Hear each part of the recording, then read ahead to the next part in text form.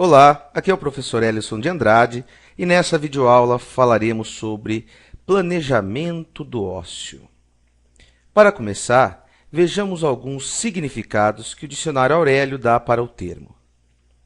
Descanso do trabalho, repouso, tempo que se passa despreocupado, falta de trabalho, preguiça, indolência, trabalho mental ou ocupação suave e agradável. Perceba que ócio pode ser encarado de maneira, digamos, negativa, ou simplesmente denotar a utilização do tempo livre. E será esse segundo significado que abordaremos a partir de agora. Colocando o ócio numa perspectiva histórica, a lógica é que tivéssemos mais tempo livre nos dias atuais que no passado.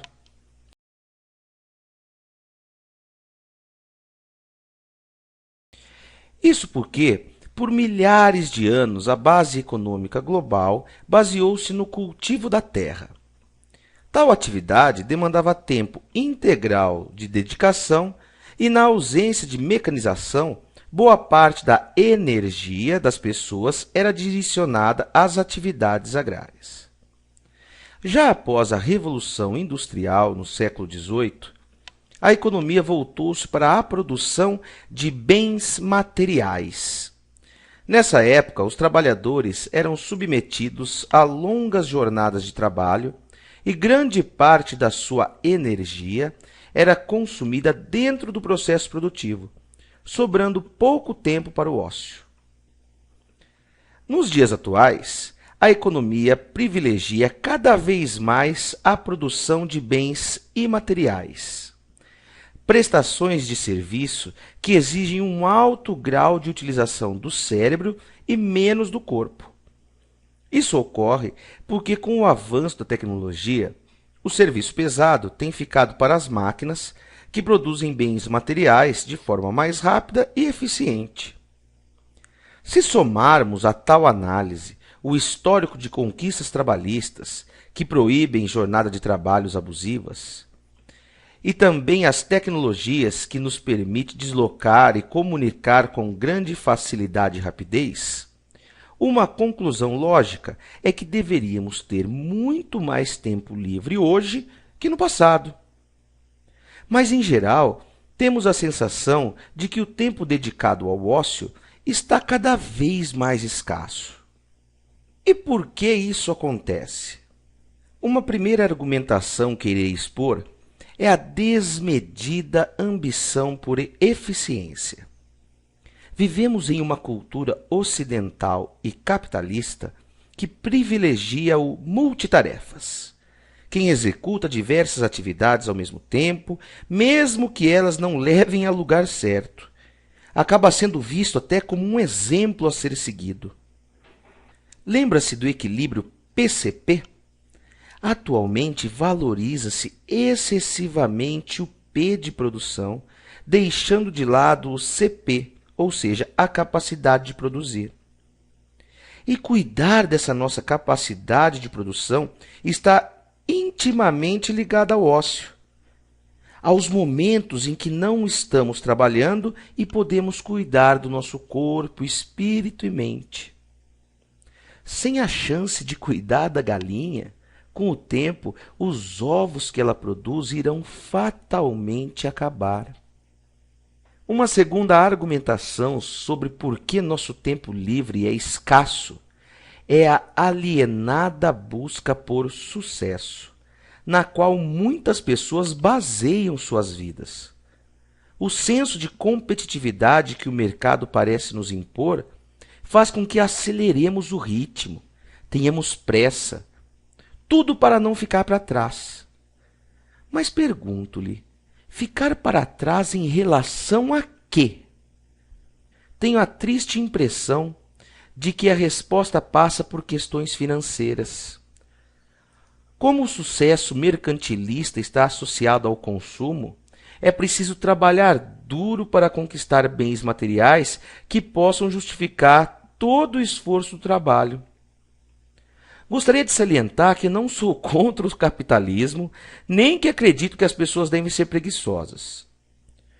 Eu sou contra que a busca pelo sucesso seja alienante, ao ponto de fazer com que as pessoas não tenham tempo livre para cuidar de si e das coisas que realmente importam na vida.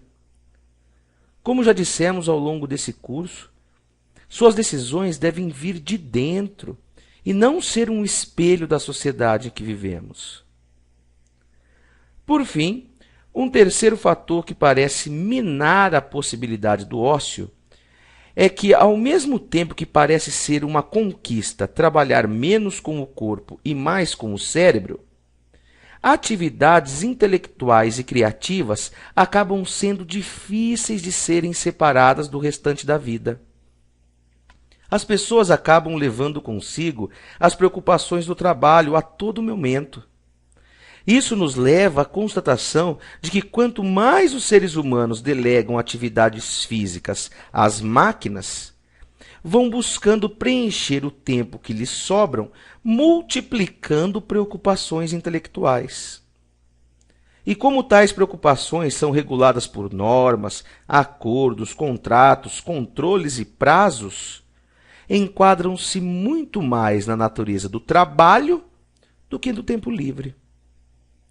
Isso resulta em trabalhar de manhã até à noite, com celulares tocando o tempo todo, ritmos frenéticos, falta de férias, de finais de semana livres, levando a uma vida privada reduzida e tediosa. Colocando toda essa reflexão no contexto do curso, dificilmente conseguiremos nossa vitória pública se não tivermos tempo para cuidar de nossa capacidade de produção, o nosso CP. Disso decorre a necessidade de planejamento do tempo livre, planejamento do ócio, como parte fundamental de nossas vidas. Precisamos nos habituar a dedicar tempo para questões que fogem do contexto do trabalho, que geralmente lidam com coisas urgentes e não importantes no contexto geral. No ócio, podemos nos dedicar a atividades do quadrante 2, pois é lá que se encontram as nossas prioridades, ou seja, tudo o que é importante e não urgente. São atividades de planejamento e prevenção, tão importantes para que o equilíbrio PCP seja atingido. Nesse ponto, cabe também a reflexão de que não somos treinados para o ócio. A sociedade nos educa ao trabalho, mas não nos diz o que fazer no tempo livre. E acredito que muitas pessoas, por não possuírem uma vida baseada em princípios e terem compulsão apenas por consumir, pois isso significa sucesso para elas, acabam inconscientemente preenchendo suas vidas de trabalho apenas para escapar do tempo livre. Podem acabar ricas em dinheiro e pobres em tranquilidade e momentos de reflexão. Sei que para alguns, todas as ideias que acabei de apresentar parecem fazer sentido, pelo menos em tese, mas difíceis de serem aplicadas na prática. Pois o mundo é assim mesmo, temos que matar um leão por dia. Mas gostaria que ao menos pensasse na possibilidade de planejar seu tempo livre, preenchendo-o com atividades que levem em conta dimensões ligadas ao corpo físico, mental, intelectual e espiritual. Existe uma frase de um índio Samoa que, ao ver os homens brancos trabalhando incessantemente por dinheiro, diz: devemos lhe anunciar que desde o nascer até o pôr do sol, existe muito mais tempo do que um homem possa necessitar. E para que essa frase se torne verdadeira, mostra-se fundamental o estabelecimento de prioridades, administração de energia, ter momentos de reflexão, além dos diversos hábitos já discutidos nesse curso. É preciso achar o equilíbrio de assegurar a tranquilidade econômica sem renunciar à serenidade de espírito, da alegria, da diversão e do convívio. Para terminarmos essa nossa videoaula, deixo-lhe mais uma reflexão de um grande filósofo. Continuamos a desperdiçar tanta energia quanto a que era necessária antes da invenção das máquinas. Nesse aspecto, temos sido tolos. Mas não há razão para sermos tolos para sempre. Pense nisso. Forte abraço e até a próxima aula.